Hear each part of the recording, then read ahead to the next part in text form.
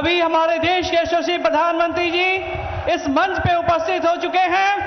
अब मैं स्वागत की कड़ी में मैं अपने तीनों प्रत्याशी आदरणीय शिवेश राम जी, काराकाट के प्रत्याशी आदरणीय उपेंद्र कुशवाहा जी और भोजपुर के प्रत्याशी आदरणीय आर.के. सिंह जी, केंद्रीय गृह राज्य मंत्री आदरणीय नित्यानंद राय जी, सांसद सुशील कुमार सिंह जी, आदरणीय नीरज बबलू जी, सभी को मैं आमंत्रित करना चाहूंगी वो आए और आदरणीय प्रधानमंत्री जी का स्वागत करें।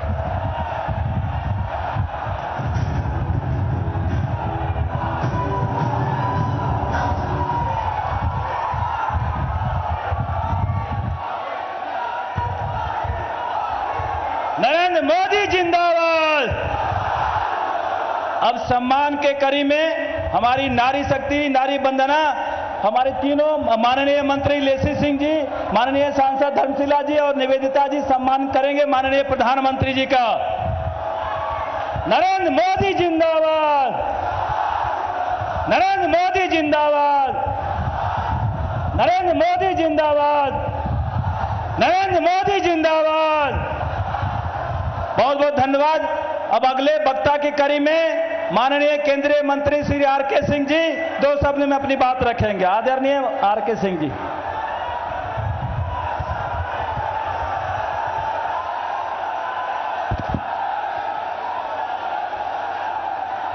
बोले भारत माता की।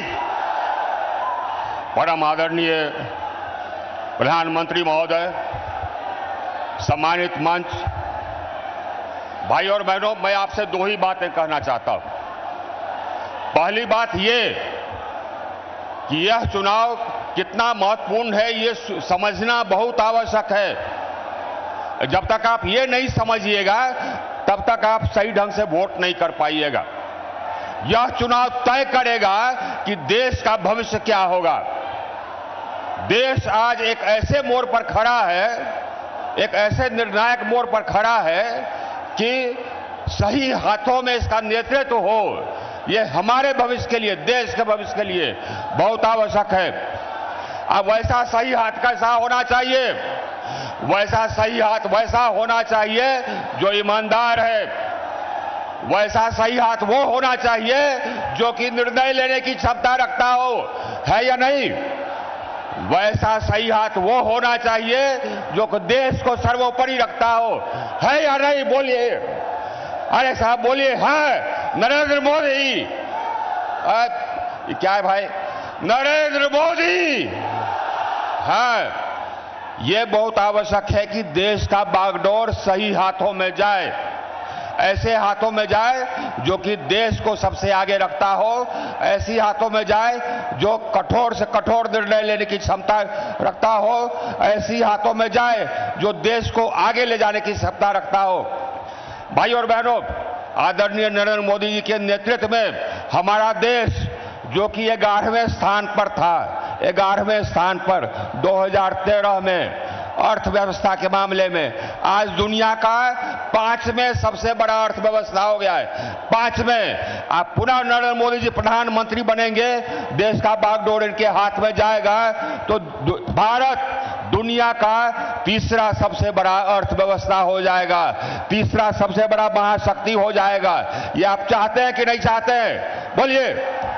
हाँ, हमारा देश ही सब कुछ है। देश पहले तब राज या तब और कुछ।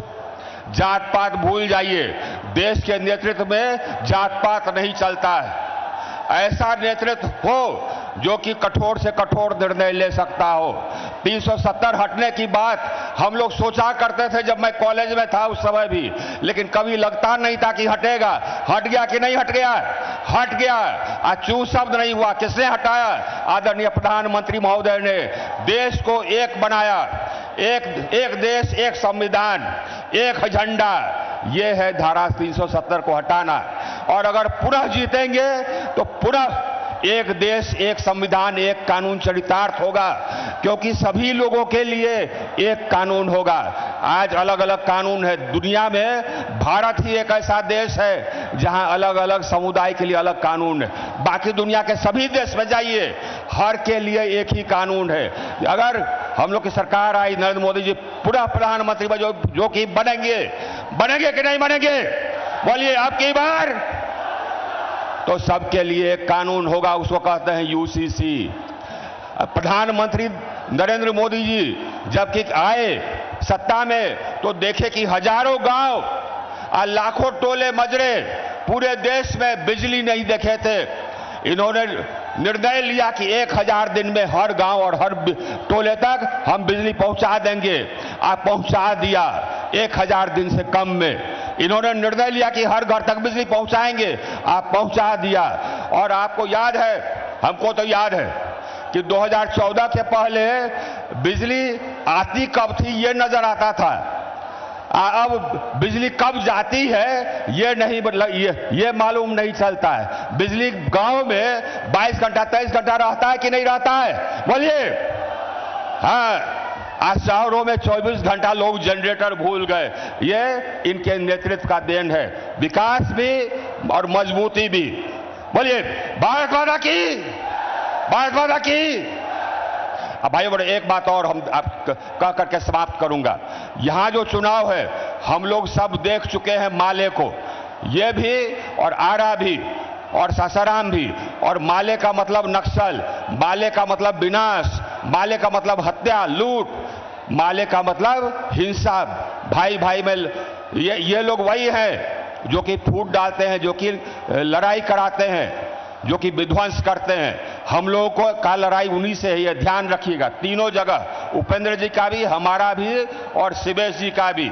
और विकास के लिए वोट कीजिए, विनाश के लिए नहीं। बोलिए भारत माता की, फिर भारत माता की। बहुत बहुत धन्यवाद। बहुत बहुत धन्यवाद माननीय मंत्री जी। अब की बार अगले वक्ता के रूप में काराकाट के हमारे प्रत्याशी आदरणीय उपेंद्र कुशवाहा जी को मैं आमंत्रित करना चाहूंगी, वो आए और मंच को संबोधित करें। आदरणीय उपेंद्र कुशवाहा जी।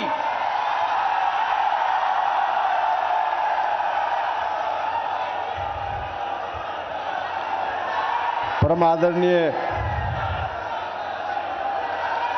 भारत के यशस्वी प्रधानमंत्री श्री नरेंद्र मोदी जी, यहाँ उपस्थित भारत सरकार के माननीय मंत्री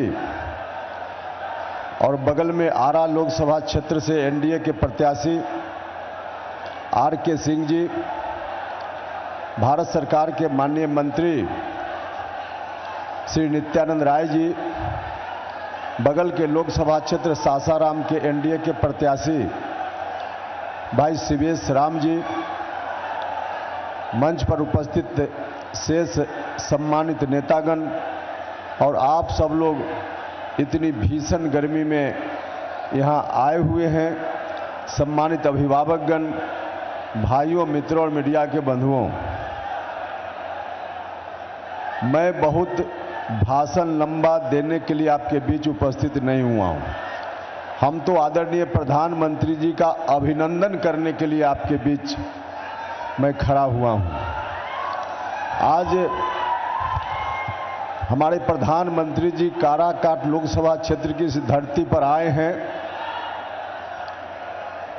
मैं अपनी ओर से, आप सभी लोगों की ओर से और काराकाट लोकसभा क्षेत्र की समस्त जनता की ओर से आदरणीय प्रधानमंत्री जी का हार्दिक अभिनंदन करता हूं, स्वागत करता हूं।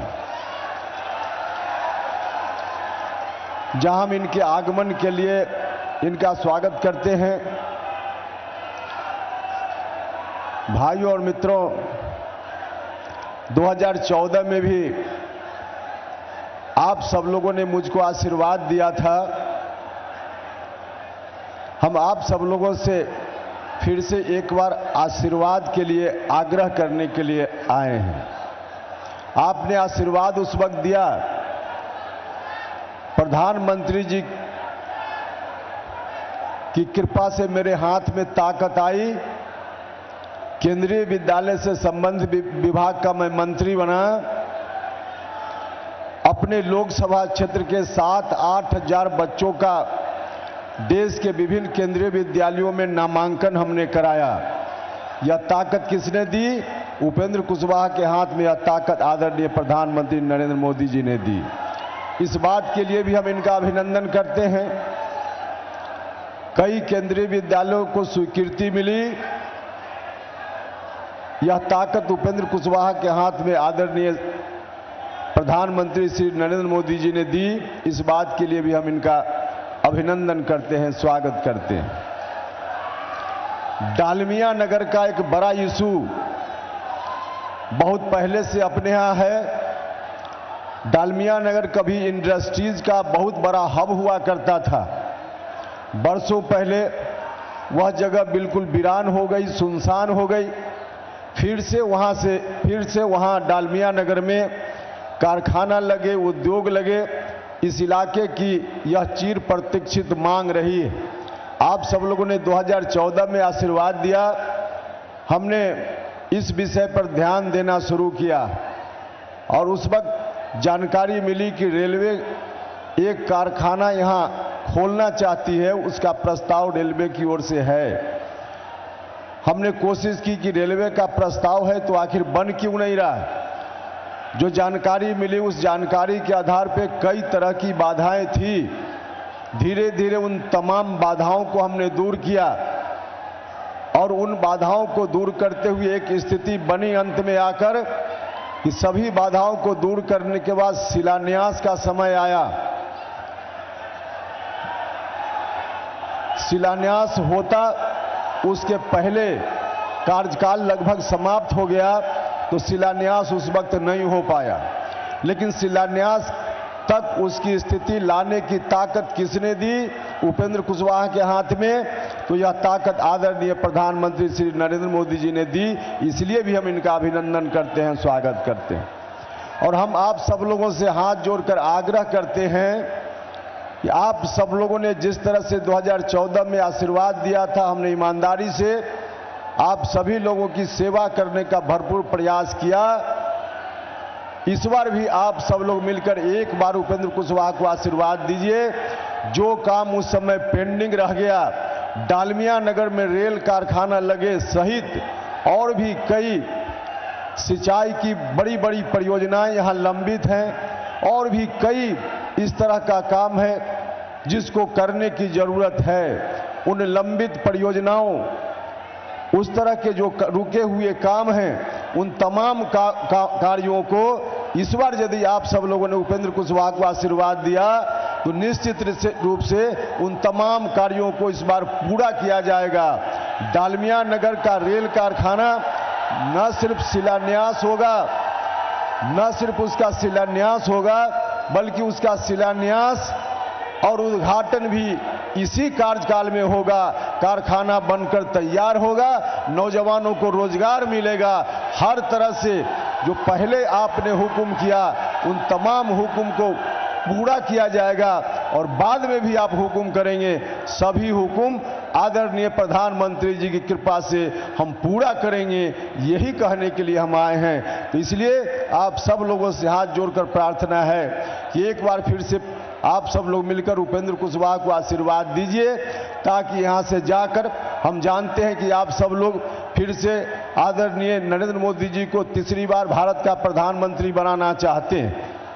तो इसलिए आप सब लोगों से हम आशीर्वाद की आकांक्षा रखते हैं कि आप सब लोग आशीर्वाद दीजिए ताकि यहां से दिल्ली जाकर आदरणीय नरेंद्र मोदी जी को तीसरी बार प्रधानमंत्री बनाने में काराकाट की भूमिका को हम सुनिश्चित कर सकें। बहुत बहुत धन्यवाद।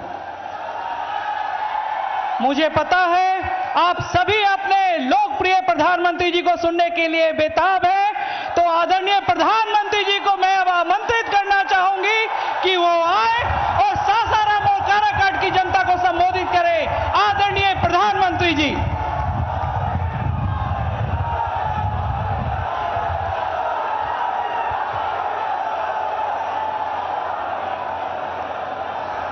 रउआ लोगन के हमार प्रणाम।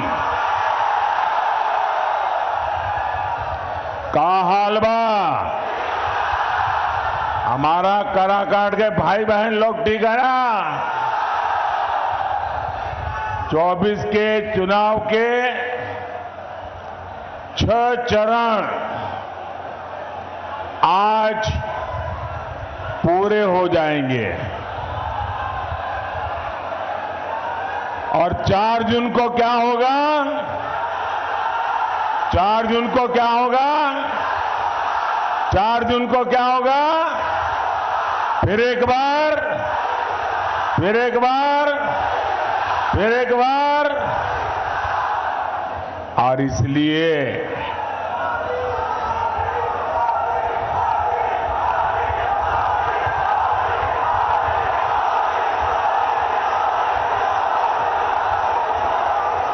मैं इस चुनाव में हिंदुस्तान के हर कोने में गया हूं। सालों से राजनीति में काम किया, संगठन में काम किया और मैंने देखा है कि बिहार के लोगों में राजनीति का आकलन करने का जो सामर्थ्य है वो अद्भुत है। और बिहार के लोग इन चीजों में इतने पक्के होते हैं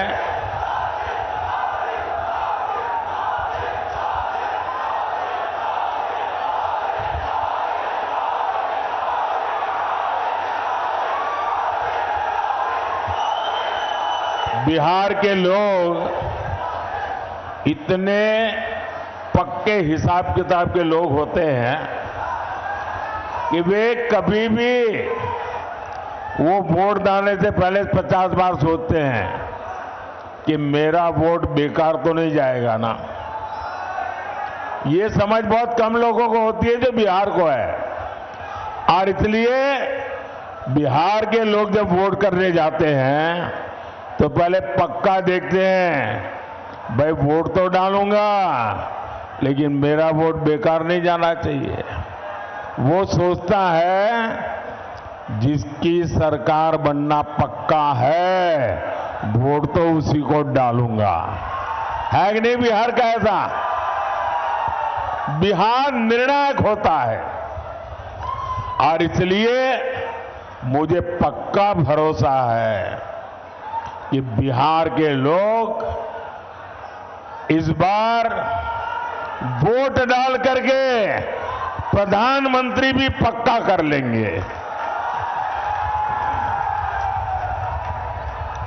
साथियों,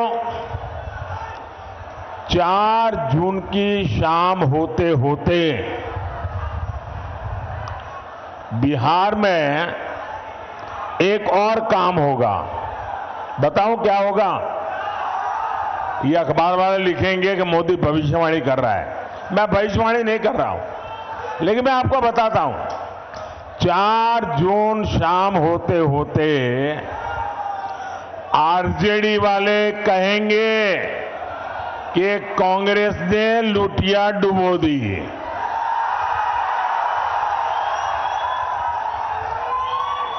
एक दूसरे के कपड़े फाड़ना शुरू करेंगे। 4 जून को दूसरा क्या होगा वो भी बता देता हूं। ये कांग्रेस का शाही परिवार क्या करेगा? कांग्रेस का शाही परिवार पराजय का ठिकरा खड़गे जी के सर पर फोड़ करके वो विदेश में छुट्टियां मनाने चला जाएगा और बेचारे खड़गे जी कार्यकर्ताओं का गुस्सा सहते सहते थक जाएंगे। भाइयों और बहनों, कांग्रेस, आरजेडी और इंडी गठबंधन को देश बार बार खारिज कर चुका है, नकार चुका है। इनके पास न विजन है, इनके पास सिर्फ और सिर्फ कंफ्यूजन है। इनके पास हौसला का नामो निशान नहीं, इनके पास हताशा ही भरी पड़ी है, इनके पास नीति नहीं है, निर्णय लेने की क्षमता नहीं है, ये सिर्फ नकारापन लेकर के जी रहे हैं। दशकों तक इनकी पूरी राजनीति डरो और डराओ के मंत्र पर चली है, लेकिन मोदी ने इनका ये जो डर का गुब्बारा है ना, उस गुब्बारे को ही फोड़ दिया है और हालत तो ये है कि मोदी उनके डर को भी डराता है। साथियों, ये इंडी गठबंधन वाले देश को डराते थे, देश को ऐसा डराते थे और 70 साल से डराते थे। क्या कहते थे? अयोध्या में अगर राम मंदिर बना तो देश में बवाल हो जाएगा, खून की नदियां बहेगी। आज रामलला भव्य मंदिर में विराजमान है, कोई बवाल हुआ क्या? कोई खून की नदियां बही क्या? ये डराने का झूठा खेल चलता था कि नहीं चलता था? ये लोग डराते थे, 70 साल से डराते थे। ये कहते थे कि जम्मू कश्मीर से 370 अगर हटा तो ये पाकिस्तान में चले जाएंगे, अगर 370 हटा तो आग लग जाएगी, अगर 370 हटा तो देश में बम धमाके होंगे।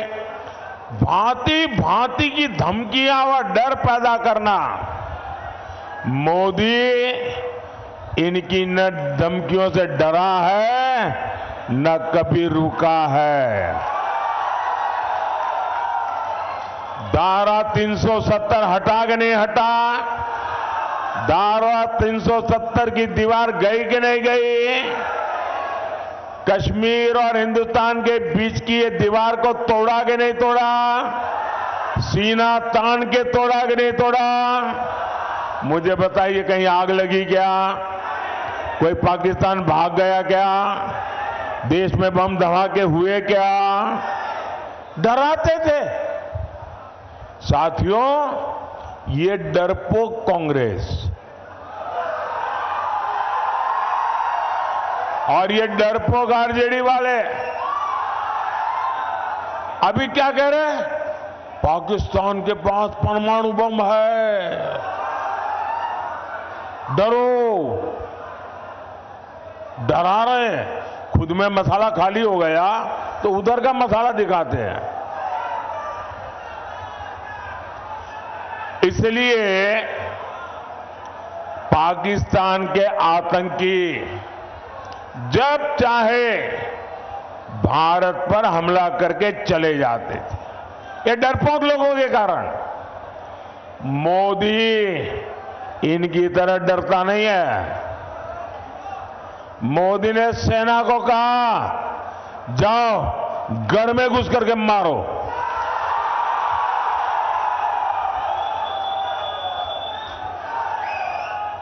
आज पाकिस्तान कुछ करने से पहले 100 बार सोचता है। इसी कांग्रेस के राज में, आरजेडी के राज में ये नक्सलियों ने सबको डरा करके रखा था। मोदी डरता नहीं। आज नक्सलियों की सफाई पुरजोश चल रही है। साथियों, यही इंडी वाले एक और धमकी देते थे। ये कहते थे कि बड़े भ्रष्टाचारियों पर हाथ डालो तो मोदी की कुर्सी हिला देंगे। मोदी डरता नहीं है। जिसने चोरी की है, जिसने गरीब को लूटा है, और कितना ही बड़ा शहंशाह क्यों ना हो, कितना ही बड़ा शहजादा क्यों ना हो, कितना ही बड़ा अपने आप को तिस्मार का क्यों ना मानता हो, उसको जेल जाना पड़ेगा, जेल में जीना पड़ेगा। और जेल की रोटी चबा करके ही उसकी जिंदगी पूरी होने वाली है।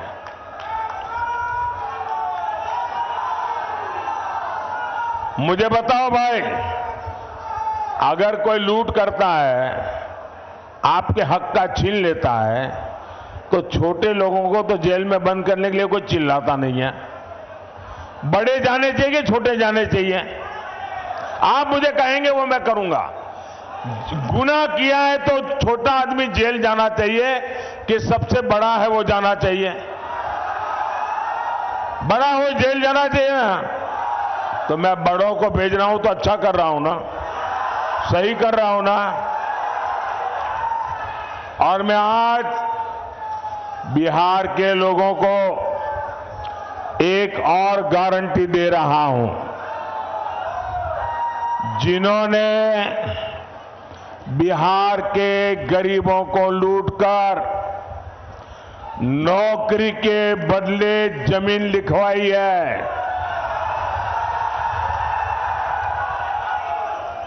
कान खोल के सुन लो, उनका भी जेल जाने का काउंटडाउन शुरू हो चुका है।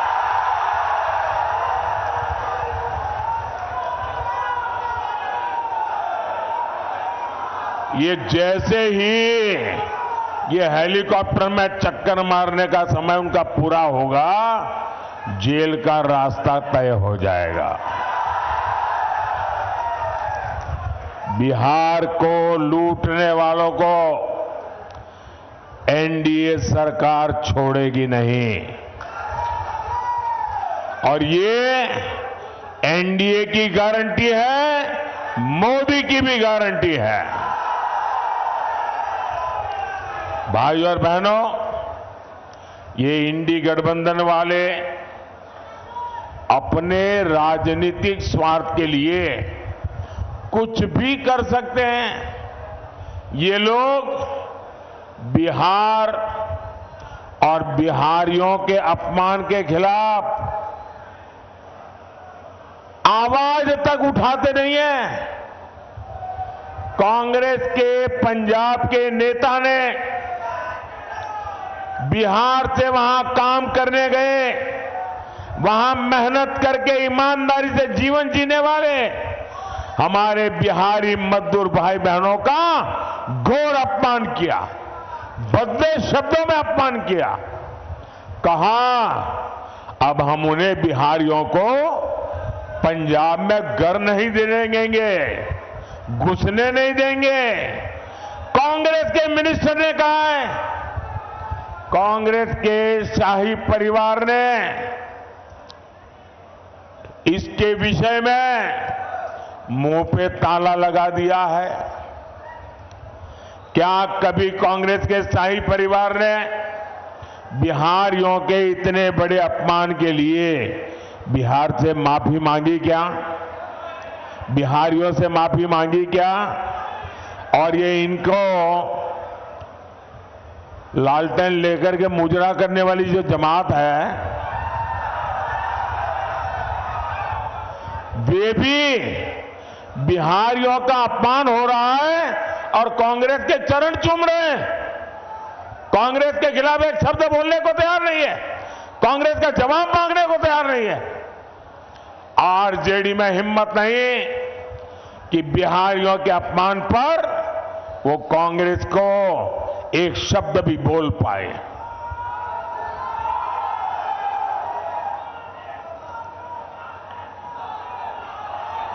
साथियों, इंडी गठबंधन के एक साथी डीएमके के नेता ने बिहारियों के लिए बद्दी बद्दी गालियां बोली। तेलंगाना में कांग्रेस के मुख्यमंत्री ने बिहारियों को भला बुरा कहा। पश्चिम बंगाल की मुख्यमंत्री आए दिन बिहारियों को गालियां देती है, लेकिन आरजेडी और कांग्रेस के नेताओं ने उनके मुंह से इन लोगों को उनके खिलाफ एक शब्द बोलने की हिम्मत नहीं है। इन लोगों को आपके स्वाभिमान की चिंता नहीं है, इनको बिहार के गौरव की चिंता नहीं है, इनको बिहार के होनहार नौजवानों के प्रतिष्ठा की चिंता नहीं है। इनको सिर्फ और सिर्फ अपने वोट बैंक की चिंता है। उनको सिर्फ आपके वोट छीनना है, उसके लिए भांति भांति की भाषा का उपयोग करते हैं। इनके लिए बिहारियों का सम्मान कोई मायने नहीं रखता। साथियों, मैं हमारे जो फर्स्ट टाइम वोटर है, जो पहली बार वोट करने के लिए जाने वाले हैं, उनको जरा जंगल राज पार्ट 2 से सावधान करना चाहता हूं। ये जो फर्स्ट टाइम वोटर है ना, उनका जन्म होने के बाद उनको जंगल राज कितना भयंकर था वो देखने का अवसर नहीं मिला, क्योंकि यहां एनडीए वाले काम करना शुरू किए।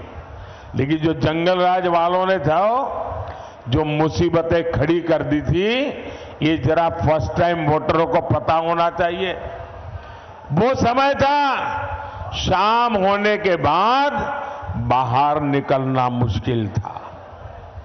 बाहर से कोई रात में ट्रेन से उतरता था तो स्टेशन से बाहर नहीं निकलता था, रात भर स्टेशन पे पड़ा रहता था। सुबह उजाला होने के बाद फिर अपने गांव की तरफ निकलता था। अपहरण, डकैती, हत्या, ये बिहार का दुर्भाग्य बन गया था। नीतीश जी के नेतृत्व में एनडीए सरकार बिहार को जंगल राज से बाहर लेकर आई है। वो गुंडे, वो डकैत, वो लुटेरे अभी छिपे हुए हैं, चुप होकर के बैठे हुए हैं, मौके की तलाश में है।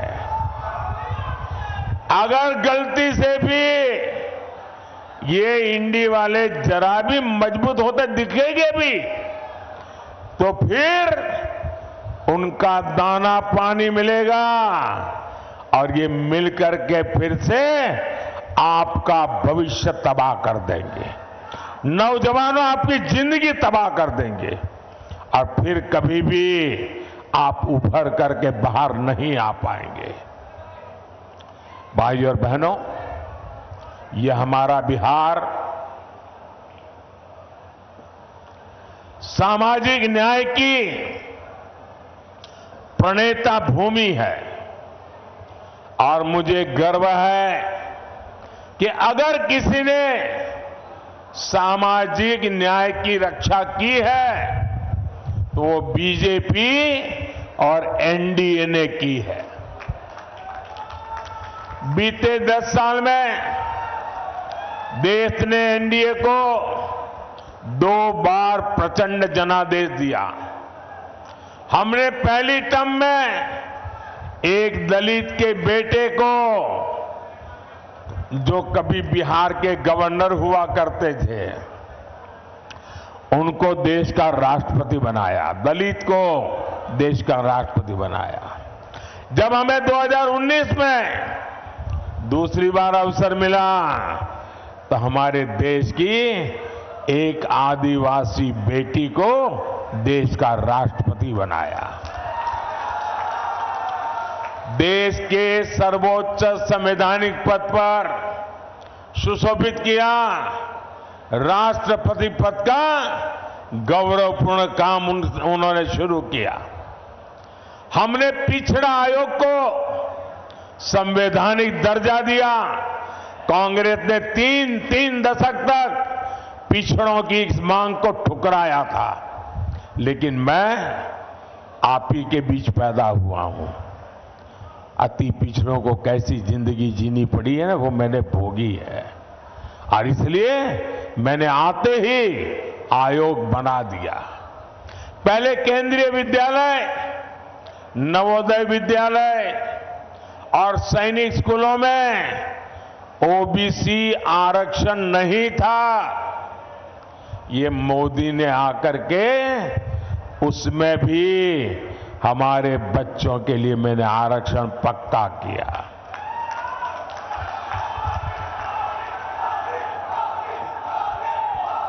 मेडिकल की पढ़ाई में भी केंद्रीय कोटे में पहली बार ओबीसी आरक्षण हमने लागू किया। ये हमारा ट्रैक रिकॉर्ड है। साथियों, इसकी विपरीत आज इंडी गठबंधन वाले एससी, एसटी, ओबीसी, अति पिछड़े, उनका सबका आरक्षण छीन किए की एक बहुत बड़ी साजिश रच रहे हैं। मैं देश को अवगत कराना चाहता हूं, ये मेरा कर्तव्य बनता है कि देश को मैं जानकारी दूं। इंडी गठबंधन ने हजारों शैक्षणिक संस्थानों में एससी, एसटी, ओबीसी, अति पिछड़ा को मिलने वाला आरक्षण बंद कर दिया, और वो सारा का सारा अब मुसलमानों के लिए रिजर्व कर दिया है। ये जो किया है वो मैं बताता हूं। एक ही झटके में दलितों, पिछड़ों, अति पिछड़ों, उनका आरक्षण खत्म कर दिया। इन्होंने संविधान को ताक पर रखकर मुस्लिम जातियों को रातों रात ओबीसी बना दिया, ओबीसी के हक का आरक्षण दे दिया। अभी आपने 2 दिन पहले कलकत्ता हाईकोर्ट का जजमेंट देखा होगा। कलकत्ता हाईकोर्ट ने ऐसी डांट लगाई है क्योंकि वहां 77 मुस्लिम जातियों को रातों रात ओबीसी बनाकर ओबीसी का हक उनको दे दिया था। भाइयों बहनों, हाईकोर्ट ने ऐसी थप्पड़ मारी है, उनको ठिकाने लगा दिया है। ये ऐसे आपके साथ धोखाबाजी करने वाले लोग हैं। ये संविधान की पीठ पे छुरा भोंकने वाले लोग हैं। लेकिन इनसे भी इनकी साजिशें कम नहीं हो रही है। साथियों, इंडी वाले चाहते हैं कि बार बार मुस्लिम आरक्षण का ये मामला कोर्ट में न फंसे, कोर्ट हर बार रिजेक्ट न करे। तब उपाय क्या?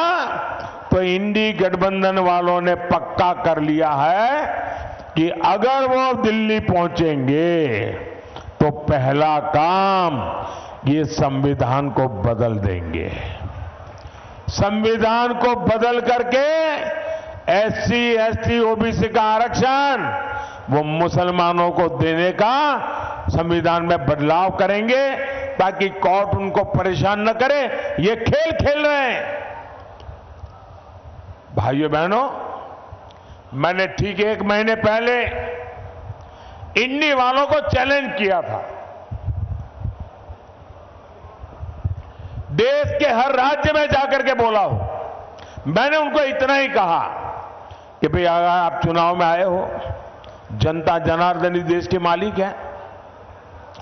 जनता जनार्दन को लिख करके दो कि हम सत्ता में आएंगे तो हम संविधान में परिवर्तन नहीं करेंगे, हम सत्ता में आएंगे तो एससी, एसटी, ओबीसी का आरक्षण छीन नहीं लेंगे, हम सत्ता में आएंगे तो धर्म के आधार पर आरक्षण नहीं करेंगे, हम मुसलमानों को यहां से छीनकर उनको नहीं देंगे। लिख करके दो ना, मैंने कहा 1 महीना हुआ, 1 महीना लिखने की बात छोड़ो, बोलने की हिम्मत नहीं है उनकी। इसका मतलब पेट में पाप है। बिहार में मेरा यादव परिवार है, बिहार में मेरा कुर्मी परिवार है, बिहार में मेरा कुशवाहा परिवार है, बिहार में मेरा कलवार परिवार है, बिहार में मेरा तेली परिवार है, मेरा सूरी परिवार है, मेरा कानू परिवार है, मेरा निषाद परिवार है, मेरा पासवान परिवार है, मेरा रविदास परिवार है, मेरा मुसहर परिवार है। ऐसी हर जाति के सबसे बड़े दुश्मन अगर कोई है तो ये आरजेडी कांग्रेस वाले हैं। ये मुखौटा सामाजिक न्याय का लगाते हैं लेकिन तुष्टीकरण करते हैं, वोट बैंक की राजनीति के गुलाम हो चुके हैं और वोट बैंक वाले जैसे नचाए ये नाचते रहते हैं। और 24 के इस चुनाव में मोदी ने उनको बेनकाब कर दिया है, उनका मुखौटा मैंने नीचे उतार दिया है। साथियों, मोदी इनकी साजिशों का भी पर्दाफाश करेगा और विकास के लिए भी उतनी ही मेहनत करेगा। आने वाले 5 साल बिहार के विकास के लिए अभूतपूर्व रहने वाले हैं। ये जो डेडिकेटेड फ्रेट कॉरिडोर यहां से गुजर रहा है, यहां 4 लेन 6 लेन के हाईवे बन रहे हैं, इनसे कंस्ट्रक्शन से जुड़े हर सेक्टर में अब रोजगार बढ़े। आने वाले समय में यहां लॉजिस्टिक्स सेक्टर के लिए, भंडारण से जुड़े सेक्टर के लिए बहुत संभावना है। रोहतास हो, कैमूर हो, औरंगाबाद हो, इस पूरे क्षेत्र में कृषि आधारित उद्योगों और दूसरे उद्योगों के लिए नए अवसर बनेंगे। साथियों, ये क्षेत्र तो धान का कटोरा है, यहां आलू जैसी सब्जियां पैदा होती है। मोदी सरकार अनाज भंडारण में भी सहकारिता को बढ़ावा दे रही है। इसके तहत दुनिया की सबसे बड़ी भंडारण योजना पर काम शुरू हो चुका है। आने वाले 5 साल में सब्जियों के लिए कोल्ड स्टोरेज क्लस्टर भी हम बनाने जा रहे हैं। साथियों, यहां इतनी बड़ी संख्या में मेरी माताएं बहनें आई हुई हैं। उनका जीवन आसान बनाना गरीब के इस बेटे का संकल्प है। इसलिए मोदी ने मुफ्त अनाज और मुफ्त इलाज एक गारंटी दी है। अब तो मोदी माताओं बहनों को और भी गारंटी दे रहा है। पहली गारंटी, आने वाले सालों में 3 करोड़ बहनों को हम लखपति दीदी बनाएंगे। आने वाले दिनों में हर परिवार में जो बुजुर्ग है, 70 साल से ऊपर है, अगर वो बीमार है, इलाज की जरूरत है, तो उनके बेटे बेटी को इलाज का खर्चा नहीं करना पड़ेगा। ये दिल्ली में आपका बेटा इसका खर्चा करेगा। और एक काम मैं आपके लिए करना चाहता हूं, मैं आपका बिजली का बिल 0 करना चाहता हूं। और इसलिए हमने पीएम सूर्यघर मुफ्त बिजली योजना बनाई है। और मुफ्त घर बिजली योजना में आप अपने लिए तो मुफ्त में बिजली उपयोग करेंगे, ज्यादा बिजली आप बेच सकेंगे। और इसके लिए सरकार सोलर पैनल लगाने के लिए 75,000 रुपये तक की आर्थिक मदद हर परिवार को करेगा। 75,000 रुपया। और जैसे आपको मोदी सरकार में पक्का घर, शौचालय, नल से जल, सस्ता सिलेंडर मिला, वैसे ही मोदी अपनी हर गारंटी पूरी करेगा। मैंने गैस का सिलेंडर देने की गारंटी पूरी की कि ना की? जरा जोर से बताइए ना। मैंने गैस का सिलेंडर देने की गारंटी पूरी करी कि ना की? करी ना? तो इस बार मुझे गैस के सिलेंडर पर वोट भी चाहिए। भाइयों और बहनों, ये एमपी बनाने का नहीं, ये पीएम बनाने का चुनाव है। ये देश में एक मजबूत सरकार बनाने का चुनाव है। इसलिए आप जब काराकाट से मेरे साथी उपेंद्र कुशवाहा जी को वोट डालेंगे तो वोट सीधा मुझे मिलेगा। सासाराम से शिवेश राम जी को दिया वोट सीधा मोदी को मिलेगा। आरा में आरके सिंह को दिया हुआ वोट सीधा मोदी को मिलेगा। आप घर घर जाकर मेरी ये बात पहुंचाइएगा और एक काम करिएगा। करेंगे? जरा जोर से बताइए, करेंगे? आप जाकर के हर घर में बताना कि वो मेरे खातिर, मेरे देश के खातिर विकसित भारत बनाने के लिए आपके गांव में जो भी देवस्थान हो, आपके गांव में जो भी तीर्थ स्थान हो, वहां जाकर के मेरी तरफ से परमात्मा के आगे मत्था टेकना। करेंगे? मेरी तरफ से परमात्मा को मत्था टेकेंगे अपने गांव में और मेरी तरफ से परमात्मा को मांगना कि विकसित भारत बनाने के लिए परमात्मा हमें आशीर्वाद दे। इतना काम करेंगे? पक्का करेंगे? बोलिए भारत माता की, भारत माता की, भारत माता की। बहुत बहुत धन्यवाद।